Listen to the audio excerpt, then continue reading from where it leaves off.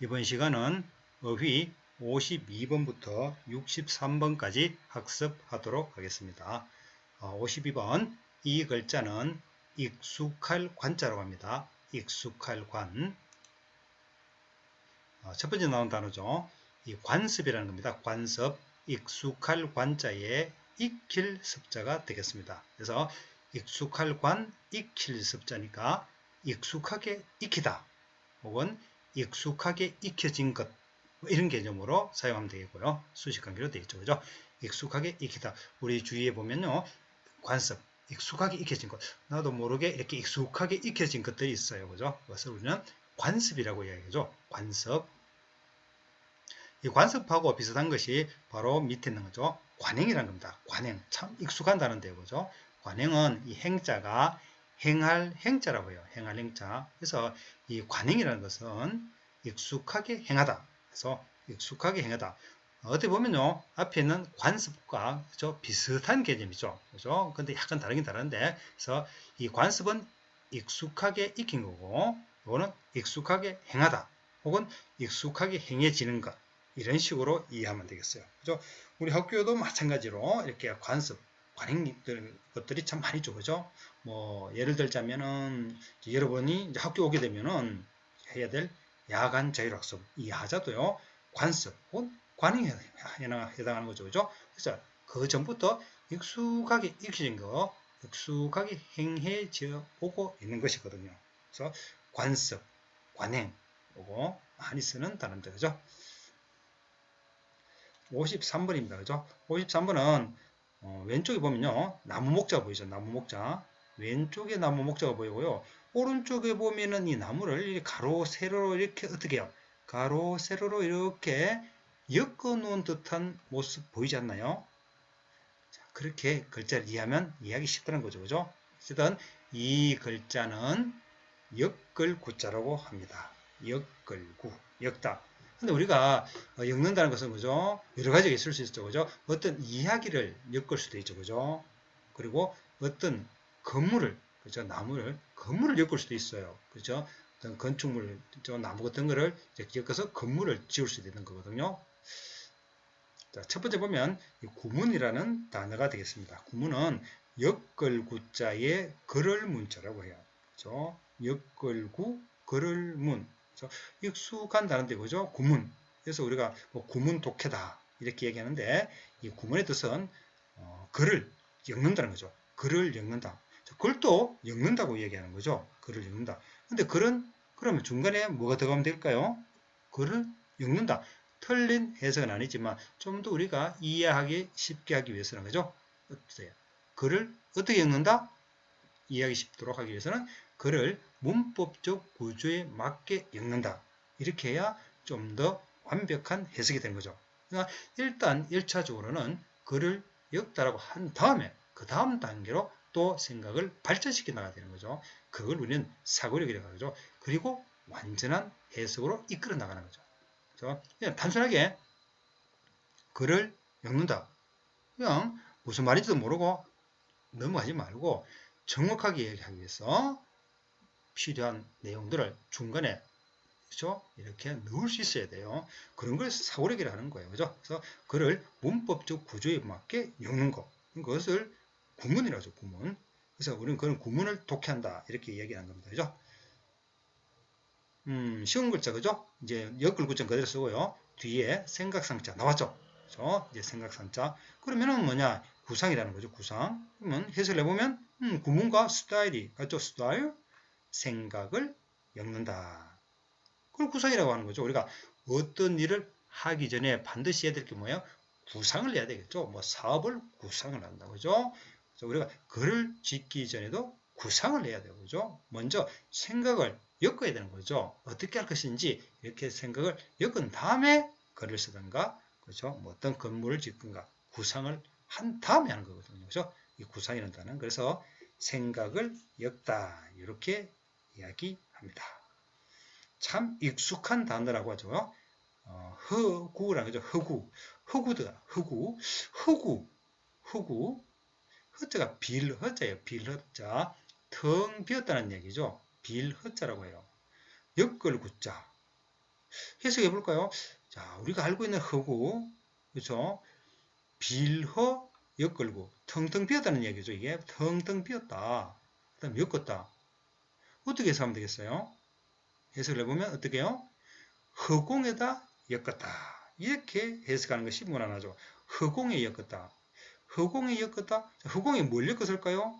뭐 예를 들어서 건축물을 엮었다. 이 생각해 볼까요? 그러면 저 허공에 하늘에 멋진 집을 지어놨다 이런 개념이죠. 저 허공에 저 하늘 빈 곳에 말입니다. 허공에다가 멋진 집을 지었다. 그러면 허공에 지었다 할 때 이 허공이 의미하는 건 뭘까요? 저 허공에 집을 지을 수 있어요? 못 짓죠. 그러니까 이 허자가 무슨 뜻이 된다?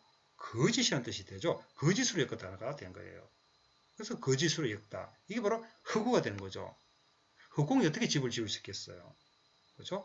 또 이야기도 마찬가지죠. 우리가 이제 보통 보면 이제 이야기에 이제 많이 쓰죠. 그죠? 허구적이다 이렇게 이야기하는데 이야기를 엮은 거예요. 허공에다 엮은 거죠. 허공에. 허공에 엮었다? 거짓으로 엮었다는 이야기죠. 그래서 우리가 단순히 글자로만 해석해서 끝나는 어휘들도 많지만 그렇지 않고 2단계, 3단계로 계속 생각을 발전해가서 그 뜻을 찾아내는 연습도 필요한 거죠.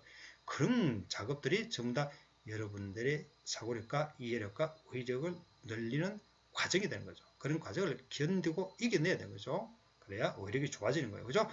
허공에다 엮었다. 허공이 엮었다는 거죠. 거짓으로 엮었다는 얘기죠. 허공에 어떻게 집을 지을 수 있겠어요. 그죠? 집은 어떻게 지어? 우리 유명한 가수의 이야기처럼 거죠. 노래말처럼 저 푸른 초원 위에 그림 같은 집을 짓는다. 그 초원 위에 짓는 것은 사실이잖아요. 그죠?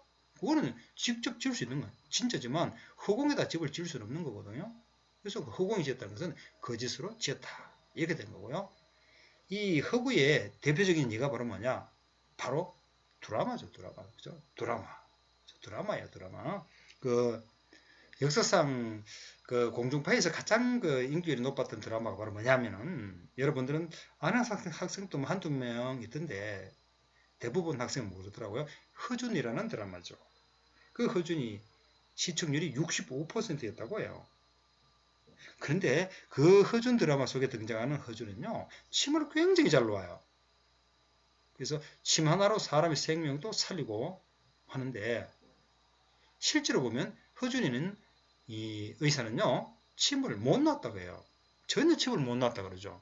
우리 허준 동의보감 유명하지만요, 침하고는 상관없는 사람이에요.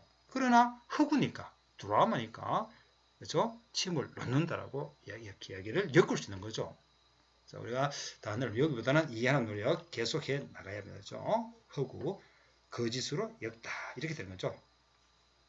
54번 이 구자도 굉장히 유명한 구자인데 가출구자라고 하죠. 가출구자. 가추다. 참 많이 쓰는 글자인데도 불구하고 한글로 작업보다 보니까 몰라요. 그래서 가추다. 자, 실제로 한번 보면요. 우리 가구라는 단어죠. 가구. 가구하면 집에 있는 거. 혹은 뭐 쇼파. 뭐 이렇게 이야기하는데 가구 할 때 쓰는 구자가 가출구자예요.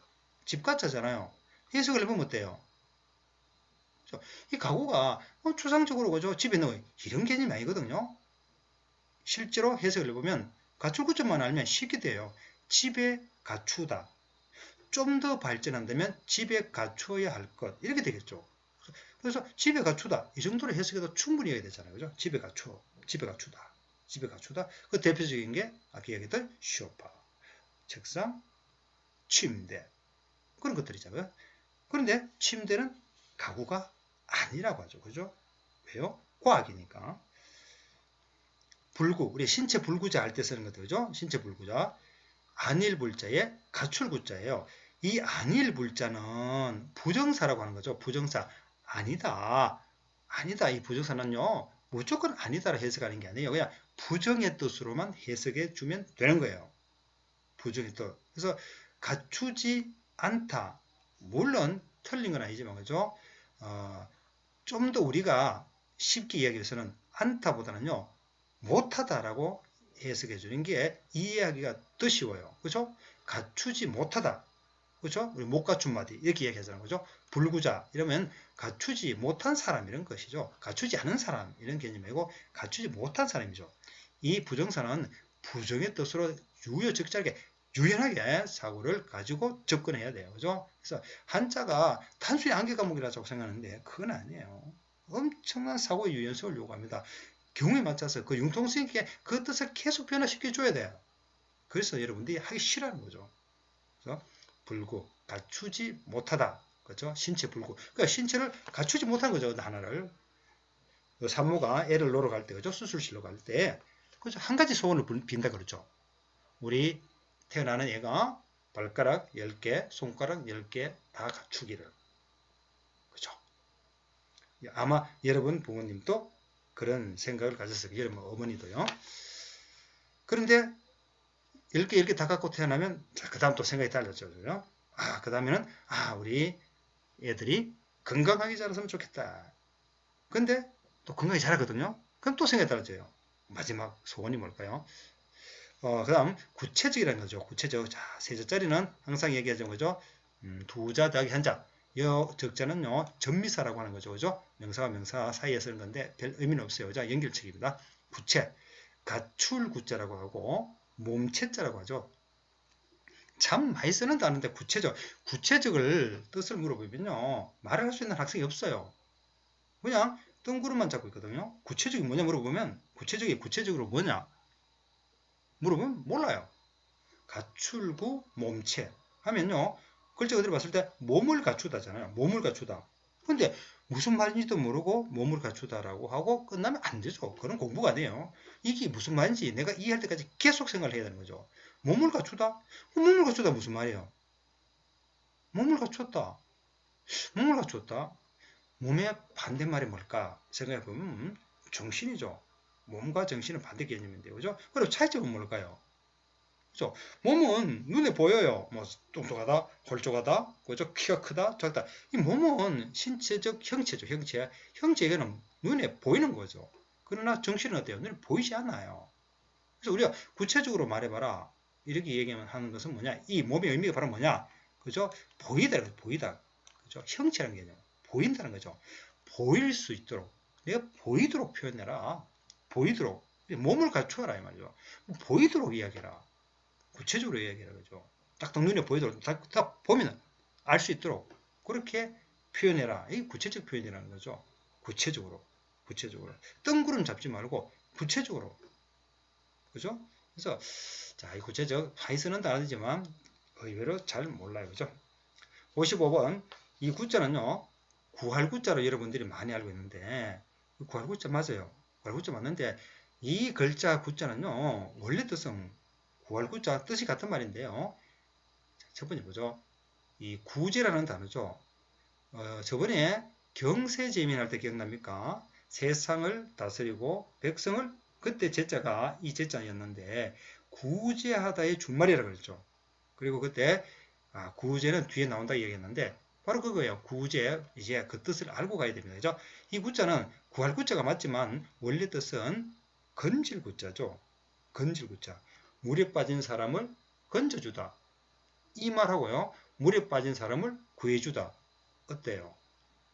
뜻이 같죠? 그래서 우리가 이제 구할 구자로 이렇게 알고 있는데 건질 구자라고 알고 있으면요. 이 구자가 들어가는 단어를 이해하는 데 훨씬 더 도움이 돼요. 건질 구자다.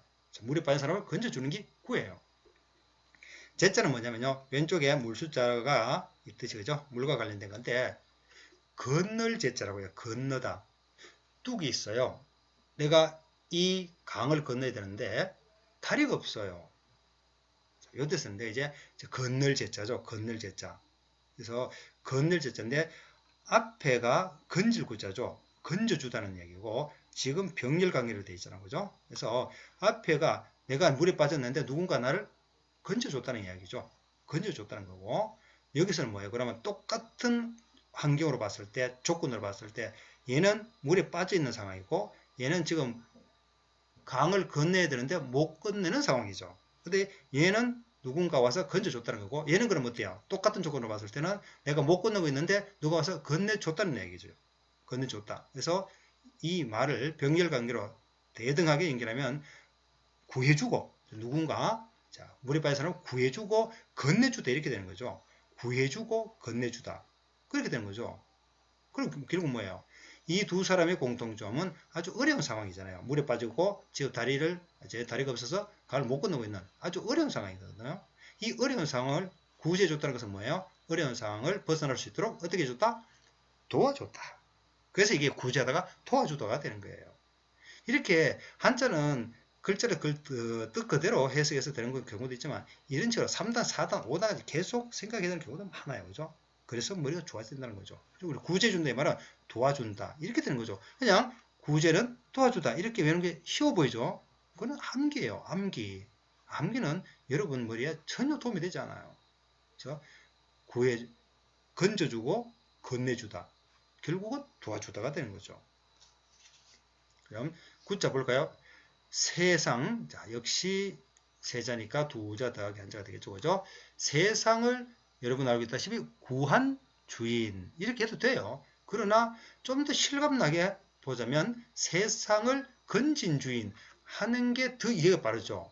세상을 구한 주인 해도 뜻은 똑같아요. 그러나 세상을 건진 주인 하게 되면 지금 세상이 어떻게 혼란 속에 빠졌다는 걸 대변 할 수가 있잖아요. 그렇죠? 혼란 속에 빠졌으니까 건질 거 아닙니까? 물론 구하다해도 틀린 건 아니죠. 그죠? 건지다라고 알고 있으면 더 이해가 쉽다는 거죠. 그죠? 세상을 건진 주인. 혼란한 세상, 혼란에 빠진 세상을 건진 주인이다. 이런 뜻이죠. 여러분들의 구세주는 누구예요? 그죠? 바로 여러분 가장 가까이 있는 엄마 되겠죠. 그죠? 56번 옛구자라고 합니다. 옛구자, 옛날. 그렇죠? 롱롱 어고 타임. 옛구자입니다. 옛구자고. 우리 참 많이 쓰는 말이죠. 친구. 친구, 그냥 친구만 되지 뭐 그걸 따지느냐. 그게 아니죠. 그죠? 이 친구 한글 단어가 아니에요. 그죠? 그리고 한자를 하면은 그 의미를 좀 더 정확하게 알 수 있다는 거죠. 친할진이니까 친할진자고, 친할진, 옛구자. 술보관계 한자입니다. 그죠? 그럼 어떻게 해석하면 되겠어요? 친하다, 옛날, 친하다, 옛날. 친하다. 자, 도와주는 보조죠. 그래서 옛날부터 친하다. 이렇게 해석하는 게 가장 무난하겠죠. 옛날부터 친하다. 그러면 어떻게 보면 친구라는 단어를 봤을 때는요. 친구의 개념 중에서 친구의 의미 중에서 가장 중요한 건 뭐냐? 그 사귄 시간이라는 거죠. 그래서 오랜 시간 사귄 사람을 우리는 친구라고 해왔다는 것을 알 수가 있는 거죠. 그렇죠? 그리고 이 한자를 보면서 그 단어의 의미를 좀 더 우리가 정확하게 갈 수도 있고 그 시대의 그 친구의 상을 볼 수가 있는 거죠. 그렇죠? 그래서 옛날부터 친했다. 그래서 사귄 지가 오래됐다. 이런 얘기죠. 친하게 지낸 지가 오래된 사람을 우리는 친구라고 한다. 이것이 친구의 원래 뜻이죠. 그죠? 이 세상에서 가장 친한 친구는 뭐라고 생각해요? 내가 보기에는 가장 친한 친구는 펫이라고 봐요. 왜냐면 친구는 내한테 와가지고요 돈을 빌려달라고 해요. 그러나 펫은 내한테 돈을 빌려달라고 하지 않죠. 극단적으로 친구는요 내한테 와서 보험을 들어달라고 해요. 그러나 펫은 보험 들어달라고 하지 않아요.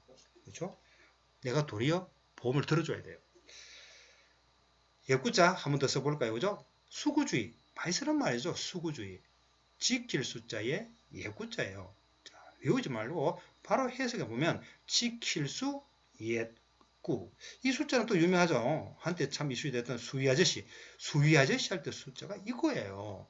그냥 수위 아저씨 하는 것보다는 수위 딱 느낌 오잖아. 지키다. 그 위자는 뭐겠어요? 역시 지키다는 뜻이에요. 우리 아파트를 지켜주는 사람. 이런 개념이죠. 뭘 지키느냐? 옛 것을 지키다. 이렇게 해석돼서 수구주의. 근데 요거는 이제 글자 그대로 뜻이고요. 실제로 우리가 활용은 어떻게 하느냐면은 좀 부정적인 의미로 쓰죠. 이제 수구주의. 근데 세상이 바뀌었는데도 옛날 것이 옳다고 생각하는 그런 이제 의미로 많이 쓰죠. 수구주의. 그래서 뭐 보면 예를 들자면 그렇죠. 왼손잡이라는 거 있죠. 그죠? 옛날에는 왼손으로 밥을 먹으면요. 쌍놈이라고 그랬거든요. 근데 요즘은 어때요? 일부러 왼손으로 글씨까지 써요. 왜? 우뇌가 발달하기 때문에. 그렇죠? 그래서 지금 와가지고 애들 글씨 왼손으로 쓰는 애 보고 쌍놈이라면 큰일 나죠. 그건 수구주의예요. 수구주의. 그래서 이 수구주의는 부정적인 의미로 많이 쓰인다. 정도는 이제 이해해 주면 되겠고요. 57번 나라 국자는 유명한 글자입니다. 그죠? 국회 모르는 사람 없어요. 나라국 모일래. 그래서 실제로 이 국회를 해석해봐라 하게 되면요. 해석을 제대로 하는 학생이 없어요. 그죠? 그냥 국회지 뭐. 그죠? 이게 다 한자고 의미가 있는데도 불구하고 그냥 외워버리는 거예요. 그리고 국회 물어봐. 설명할까 하면 황당해요. 그걸 왜 묻냐 이거죠. 국회 나라 국자에 모일래자거든요.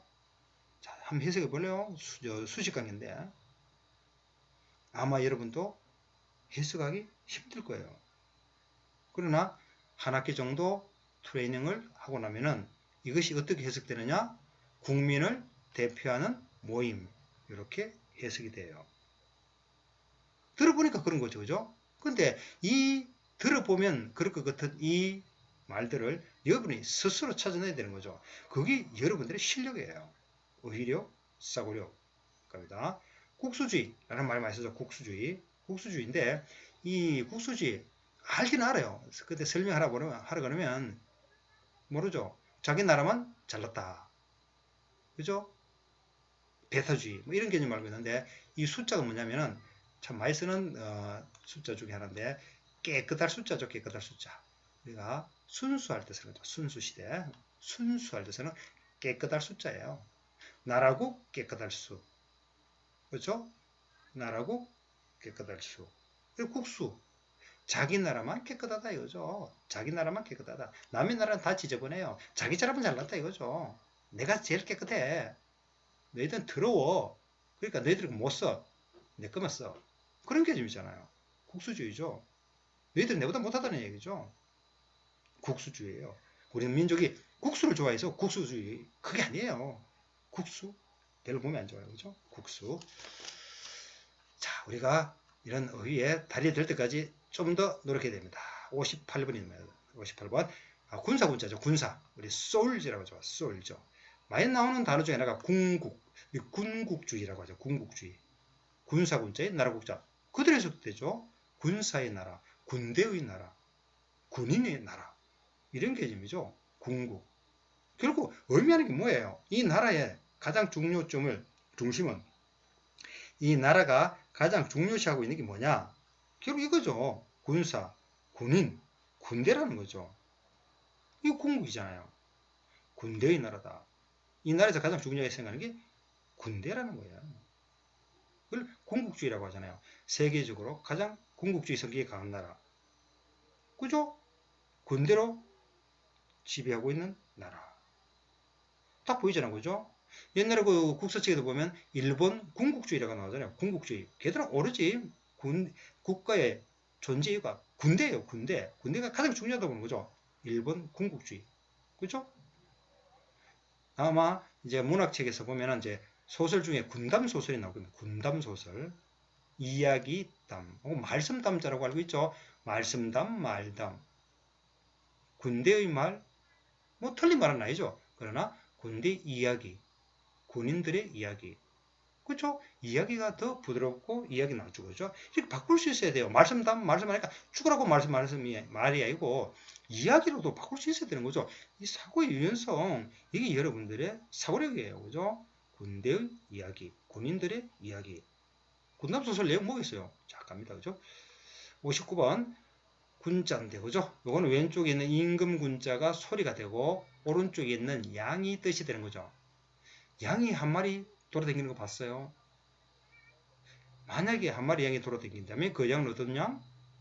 그렇죠. 길 잃은 양이에요. 그렇죠? 양은 항상 그렇죠.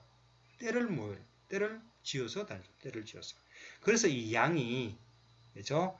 뜻을 나타내는데 때를 지어 다니는 데서 얘가 무리군자죠. 무리군자. 그래서 무리군자에 춤출무자 몇 번 나왔죠. 그죠? 이게 중복성 있는 거죠. 이 중복성을 통해서 여러분들은 이 한자와 친해질 수 있는 거죠. 그리고 익숙해지는 거죠. 그러면서 의력이 느는 거예요. 한자도 늘고. 군무죠. 무리군 춤출무. 무리군 춤출무.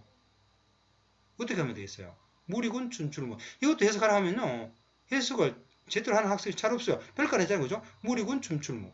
근데 어렵지 않은데 못해요. 안 해봤거든요. 군무. 그치? 그 군무하면은, 군무. BTS. 군무는 역시 BTS야. 이렇게 표현을 할 줄 알지만, 군무의 뜻을 모르면, 이야기해보라면 못해요. 역시 군무는 무리군자의 춤출 무자니까 무리지어 춤추다. 가장 무난하죠. 무리지어 춤추다. 아이돌 BTS. 그죠? 그런데 BTS보다 군무를 더 잘 추는 사람이 있다고 얘기하던데 글쎄요. 자, 군무 무리지어 춤추다. 원래 군무는요. 그죠? 그런 아이돌들이 무리들이 이제 무리를 지어서 이렇게 춤을 추는 그 아이돌 그 춤도 군무라고 하지만 원래는요 철새 있잖아요. 철새들의 무리죠 쫙 날아가는 모습. 이제 그걸 가지고 군무라고 했어요. 그게 이제 멀리서 보면은 철새들이 무리죠 춤을 추는 것처럼 보이거든요. 쫙 이렇게 곡선을 그려가면서 날아가는 모습이 너무 멋있는 거예요. 그래서 우리가 군무 이렇게 했은 거죠. 아마 여러분도 나중에 이제 어른이 되고 이제 관광 여행을 다니다 보면요 이 철새들이 쫙 몰려서 날아가는 모습이 있어요. 그게 군무의 절정치라고 얘기하죠. 네, 우리는 이제 그게 잘 볼 수 없으니까 이 아이돌 가수들이 여러 명이 나와서 춤을 추는 거 보고 이제 군무 이렇게 이야기하죠. 군웅이라고 하는 건데요. 이 웅자는 이제 생물학에서는요, 이 웅자가 수컷 웅자예요. 수컷. 암컷, 수컷 이렇게 하는데요. 암컷은 자라 그러고 수컷을 웅이라고 그러죠. 그래서 우리가 암컷, 수컷을 합쳐서 자웅 이렇게 얘기하는데 이 웅자는 이제 생물학적으로 쓰면 이제 생명과학 이런 데에 나오면은 수컷 이렇게 되겠지만요. 우리가 보통 쓸 때는 이제 수컷이라고 잘 쓰진 않아요. 준말로만 쓰죠. 준말. 웅. 뭐 얘 준말로 쓸 것 같아요. 여러분들 알고 있는 준말? 그렇죠. 영웅이죠, 영웅. 영웅의 준말로 많이 써요. 그럼 군웅이니까, 자, 군웅이니까 무리군자 썼잖아요. 그럼 어떻게 하면 되겠어요? 무리의 영웅? 틀린 말은 아니지만, 무리의 영웅. 좀 어색하지 않아요? 바꿀 수 있어야 돼요. 아주 자연스럽게 교천이가 들어도 이해할 수 있도록 바꿀 수 있는 능력. 그것도 여러분들의 능력이에요. 실력이죠. 무리 같은 말은 뭐겠어요? 무리의 영웅보다는 여러 명의 영웅. 그렇죠? 여러 명의 영웅. 그렇죠? 이걸 여러 명으로 바꿀 수 있어야 돼요. 무리의 영웅보다는 여러 명의 영웅이 낫잖아요. 춘추전국시대 군웅이 활가던 시절 뭐 그렇게 하죠. 그죠? 모일 집자 저번에 나왔죠. 충북대에서 그죠? 모였어요. 나무 위에 기억납니까? 나무 위에 새들이 요거 새라 기억나죠? 새. 나무 위에 새들이 모여있죠. 바글바글바글. 군집이죠. 해석이 필요해요? 무리지요? 모이다. 군집생활 대표적인 것? 바로 우리 누가 떠올라요? 군집생활. 하면 딱 떠오르는 것? 그렇죠. 개미예요. 개미. 그렇죠. 개미. 개미. 제가 보기엔 가장 바지런한 곤충? 이 곤충인가요? 하여튼 바지런함의 대명사, 부지런함의 대명사죠. 그죠? 부지런함의 대명사는 뭘까? 바로 개미예요. 개미에게다 배울 수 있는 건 부지런함이죠. 그죠? 개미와 배짱이 됐다시피. 움직이지 않는 개미를 본 적 있나요, 여러분? 그렇죠. 움직이지 않는 개미가 있다면 그 개미는요, 죽은 개미예요. 살아있는 개미는 항상 움직여요. 그래서 개미에게서 부지런함을 배울 수 있다라는 거죠. 근데 여러분 발밑에 깔려 죽은 개미 마리수가 몇 마리나 될까요? 안타까워요. 60번입니다. 이 굴자는 굽힐 굴자라고 합니다. 굽히다. 굽히다. 굽히다라고 하는 거고요. 첫 번째 굴지라는 단어인데요. 이 지자가 딱 보다시피 왼쪽에 손에서 힌트를 얻어볼까요? 자, 굴지할 때 이 지자는 손가락 지자입니다. 아마 이런 단어 처음 보는 단어일 거예요. 전에는 많이 썼지만 지금은 쓰지 않는 단어예요. 이 단어를 외우러 가는 게 아니고 이런 처음 보는 단어들을 여러분들이 스스로 해석할 수 있는 트레이닝을 하고 있는 거예요. 이거 외우는 거 의미 없어요. 트레이닝이죠. 그래서 앞으로 만나게 될 학습 용어들, 부딪히게 될 어휘들을, 처음 보는 어휘들을 여러분 스스로 해결할 수 있는 능력을 키우는 거죠. 트레이닝이죠. 해볼까요? 굽힐굴 손가락질. 술목관계네요. 어떻게? 손가락을 굽히다. 이렇게 해석되죠. 그럼 해볼까요? 여러분들 손가락을 굽히는 경우는 어떤 경우예요? 손가락을 굽히는 경우? 손가락 굽히다고 끝나면 안 돼요. 손가락 굽히다가 뭔지를 알아야 되잖아요. 그죠? 손가락 굽히는 경우? 어떤 경우? 그죠? 자, 이 문제를 내볼까요? 여러분들이 좋아하는 아이돌 가수 3명만 말해볼래요? 자, 첫 번째, 두 번째, 세 번째. 자, 여러분들의 손가락을 어떻게 해요? 자, 여러분들이 생각하고 있는 우리나라 대기업 세 개만 얘기해 볼래요? 그럼 어떻게 말할 때 어떻게 손가락 모양 어떻게 해요? 손가락 첫 번째, 두 번째, 세 번째. 엄지, 검지, 중지. 손가락 어떻게 하죠? 구부리게 되잖아요. 이게 굴지의 개념이에요. 그래서 굴지가 뜻이 뭐가 돼요? 손꼽을 만한 이런 뜻이 되는 거죠. 이러한 단어들을 여러분들이 스스로 이해하는 능력을 기르는 거죠. 이런 단어는 옛날 단어예요. 요즘 쓰지 않아요. 그냥 한 번씩 보이긴 해요. 그죠? 굴지의 대기업 이런 식으로 쓰겠어요. 그렇지만 이런 단어들을 여러분들이 스스로 해결할 수 있어야 되고, 만약에 이건 안 쓰지 않는 분도 말이지만 우리가 쓰는 학습 용어에 이런 게 나왔었다. 그랬을 때는 여러분 이해를 못하더라도 아하, 한자를 알게 되면 한자를 알고 뜻을 보면 대부분 이해가 되는 거죠. 그래서 한자와 기본 구조를 아는 것이 중요하다 이런 거죠. 성자 많이 나왔죠. 그죠? 이 성자는 이제까지 본 성자 그죠? 이 성자는 뒤에 뭐가 있다? 뭐 주말을 쓴다? 그래요. 자, 수업을 잘 들은 사람은 이제는 달라지는 거예요. 보는 순간 끝났죠. 그죠? 보는 순간 대부분 끝났어요. 그렇지만 안 들은 사람은 이 뭐만 또 외워야 돼요. 그런 외우는 방식은 의미가 없어요. 저는 수업 시간에도 늘 이야기하지만 외울 바에는 하지 말라고 얘기해요. 외우는 건 공부가 아니에요. 이해하고 생각하라는 거죠. 그래서 이 성질은 성질 준말에 얘기했죠. 그죠? 그죠? 이런 팁들은 필요한 거죠. 이런 건 좀 배워야 돼요. 그죠? 성질. 그럼 굴성이니까 어떤 성질이다? 굽히는 성질이죠. 굽히는 성질. 그게 굴성이에요. 그러면 한번 추가해볼까요? 햇빛을 보면 굽히는 성질. 자, 햇빛에 굽히는 성질. 그 뭐라고 했어요? 햇빛에 굽힌다? 햇빛에 굽히고 언제? 햇빛에 굽힌다. 그럼 뭐 여기 뭐 쓰면 돼요? 빛광자 쓰면 되죠.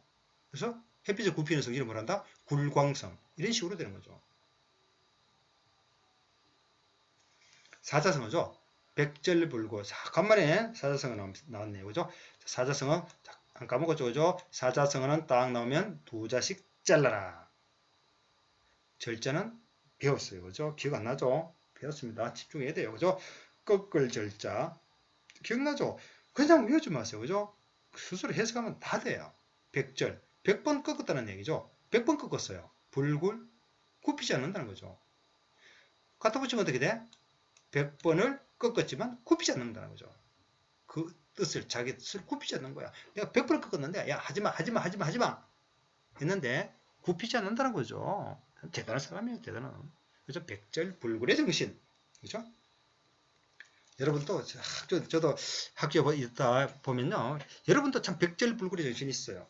딱 보면, 학생 공부할 때 보면은, 이제 수학 문제 풀 때, 음악 듣지 말라고, 그렇게 100번을 이야기해야 돼요. 굽히지 않고 꿋꿋하게 음악을 들으면서 수학 문제를 푸는 여러분에 보면 역시 백절불굴의 정신은 살아있는 것 같아요. 그렇게 이야기합니다. 절대로 수학 문제 풀 때는 음악을 듣지 마라. 그렇게 이야기했는데도 끝까지 들으면서 푸는 학생들 많아요. 자, 백절불굴입니다. 자, 100번을 꺾어도 굽히지 않는다. 이런 이야기예요. 그죠? 61번 돌아갈 귀자라고 합니다. 돌아갈 귀. 이것도 생각보다 많이 쓰죠. 복잡하지만 거의 중학교 수준의 한자입니다. 그죠? 돌아갈 귀자고요. 이 경자는요. 서울 경자예요. 서울. 중국이나 일본이 다 수도를 이 서울 경자를 쓰는데 우리 한국만 경자를 쓰지 않아요. 그죠? 역시 그죠? 주체성이 있죠. 그죠? 우리는 서울 경자 쓰지 않고 그냥 서울이라고 그러죠. 한글로 서울. 그죠? 서울.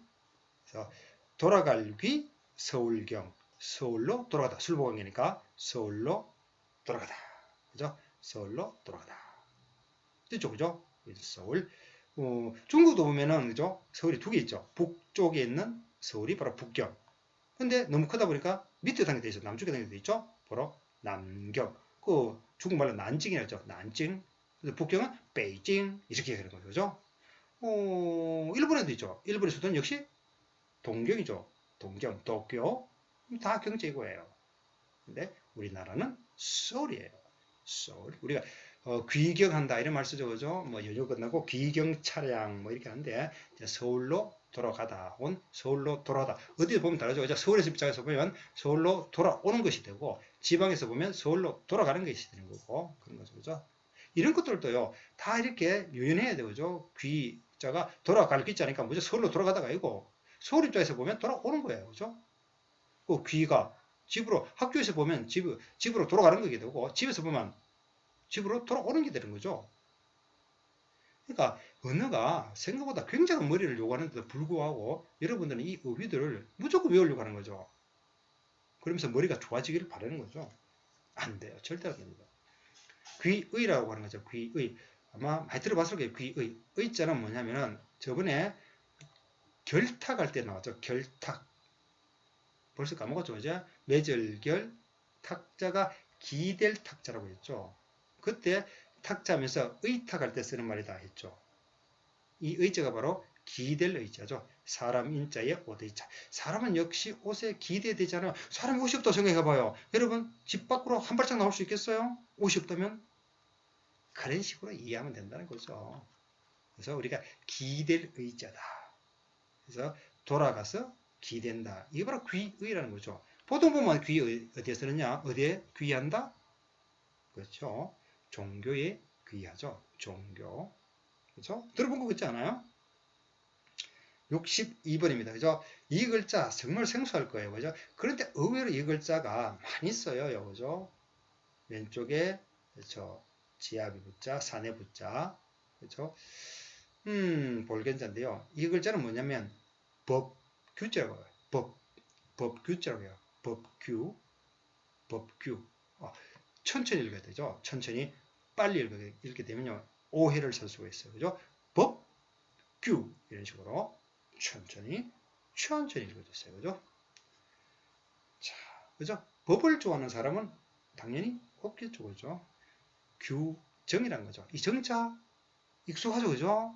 익숙해요. 왜 한자를 내야 되는지 알겠어요. 그죠? 아직도 모른다면은 좀 더 해보면 알게 돼요. 그죠?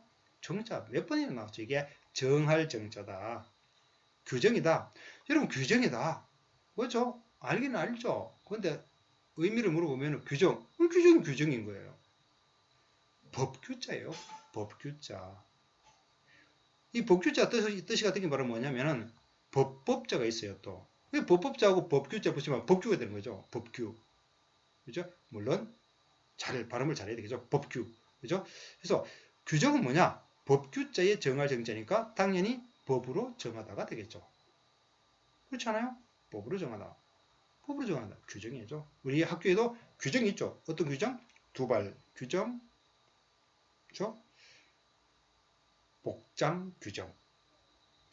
분명히 있는데도 불구하고 아무리 봐도 우리 학교는 규정이 없는 것처럼 보여요. 복장 규정이 있는데도 교복을 입고 다니는 학생이 거의 없고 두발 규정이 있는데도 불구하고 꼭 없는 듯한 느낌. 그렇죠? 자, 규약이라는 거죠. 규약. 이거 기억납니까? 묶을 약자인데요. 묶다, 우리 묶는다, 묶을 약자인데요. 이 묶을 약자, 그렇죠? 이 묶을 약자, 규약 할 때 묶을 약자는요, 줄임말을 쓰죠. 뭐의 줄임말일까요? 약자가 들어가는 말 많죠, 그죠? 많은데요. 규약. 느낌이 뭐로 와요? 뭐의 줄말이다? 약속의 줄말이죠. 약속이라는 것도요, 서로를 묶는다는 거죠. 서로를 이제 묶어두는 거죠. 다른 데 못 가도록. 그게 약속이에요. 약속. 여러분들 그냥 약속 하지만 약속의 뜻이 묶는다는 거죠. 너와 나의 시간을 묶어놓는 거죠. 네가 다른 데 못 가도록. 그래서 이게 약속의 준말로 많이 써요. 그러면 규약은 뭐냐? 규약, 법으로 한 약속. 이거 바로 규약이죠. 법으로 한 약속. 딱 법으로 만들어서 약속을 한 거죠. 그럼 규약이라고 하죠. 규약. 이게 이제 보면은 향약이라는 게 향약의 규정이 뭐냐? 향약. 그렇죠? 향촌의 자치 규약이라고 그러잖아요. 향약이라는 것은 향촌에서 스스로 만든 규약이다. 법으로 한 약속이라는 얘기죠. 그렇죠? 어렵죠, 그죠? 그렇지만 이 글자를 알게 되면요, 이해는 확실히 빠르죠. 규약, 마구적으로 규약 하지 말고 법으로 한 약속이다. 이러면 이해가 대부분 되잖아요, 그죠? 물론 마지막 단계는 여러분이 스스로 이 단어를 해석해 내는 것이죠. 그죠? 규제, 맛있죠? 규제. 법규자예요, 규제. 아마 처음 알았을 거예요, 규제. 이 제자도 여러 가지 뜻이 있는데, 그런 것 좀 알아두면 좋겠다, 그죠? 이 제자는 일단은 이제 많이 쓰는 것부터 알아두면요. 이 제자, 통제하다. 그죠? 통제하다의 준말로 생각하면 돼요. 통제하다. 우리가 이 제자가 제어하다 이런 개념이거든요. 그러니까 통제한다는 거죠. 이렇게. 그래서 이렇게 통제하는 거. 그래서 이 규제라는 것은 뭐냐면은 글자 그대로 법규자에 통제하다의 준말이니까 법으로 통제하는 거죠. 못하게 하는 게 아니고 통제하는 거야. 못하게 하는 거하고 통제하는 건 다른 거 아시죠? 그죠? 제어한다는 개념. 할 거는 하게 하고 안 되는 건 안 되게 하는 거. 그게 통제하는 개념이죠. 그죠? 그래서 이 규제의 뜻이 뭐냐? 법으로 통제하다. 이게 바로 규제의 정확한 뜻이에요. 이제 규제가 무슨 말인지 정확하게 알겠죠. 그죠? 이제 이번 시간에 마지막 번호가 이제 63번이죠. 그죠? 63번. 이 글자도 아마 처음 볼 텐데, 한글로는 많이 봤어요. 그렇지만 한자는 처음 볼 거예요. 그죠? 너무 생소한 한자인데, 왼쪽 흑토자에서 힌트를 얻고요. 자, 그래서 이제 흑은 생긴 게 딱 보면요. 평평하잖아요. 그죠? 흑의 특징은 평평해요. 그래서 이게 고를균자라고 합니다. 고를균. 고르다. 고르다. 선택하다는 게 고 고르다. 높이가 똑같이 하다. 이런 개념이죠. 그죠? 고르다. 첫 번째 나온 단어가 평균이죠. 평평할 평, 고를균. 평평하게 고르다. 그렇죠? 평평하게 고르다. 이게 바로 평균이죠.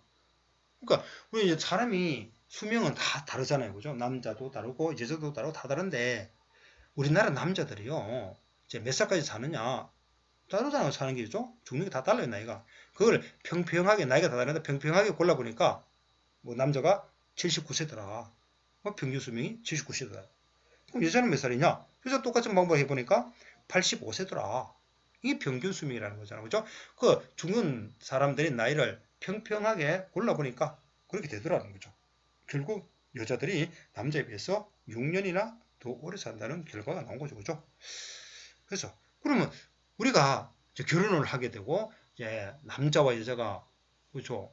같이 이렇게 죽는 시점을 평균 수명으로 봤을 때는 거죠? 그 같이 죽는 걸 보면요. 6살 나이가 적은 여자 입장에서는 적은 남자를 만나면요. 그 죽는 시점이 비슷해진다는 이야기죠. 그죠? 어떻게 보면 남자가 나이가 많이 되고 여자가 나이가 적어야 된다는 것도 수구주의적인 생각이죠. 자, 수구 기억나죠? 그죠? 자, 평균은 그런 개념이고요. 오늘의 마지막 단어죠. 균전제. 자, 제자. 이 제자가 저번에 나왔죠? 어제 뒤에 쓰였을 때는 뭐의 준말이다? 이 제자니까 이게 통제라고 하니까 또 통제. 아니에요. 자꾸 이렇게 사고를 경직화시키게 만드는 거죠. 이건 뒤에 쓰여있잖아요. 거죠? 이 뒤에 쓰이는 이 제자는 뭐의 준말이다? 저번에 나왔지만 제도의 준말이죠. 제도. 그래서 제도 이름이 뭔데? 균전이죠. 균전. 고를균 받전. 고를균 받전. 보는 순간 이게 무슨 제도인지 대부분 알겠죠? 받전자에서는 토지 제도. 그러면 어떻게 하다는 거다? 토지를 밭을 어떻게 한다? 고르게 주자는 거죠. 밭을 고르게 주는 제도. 해석이 필요한가요? 글자 못 보는 순간 균전제 끝. 수고했습니다.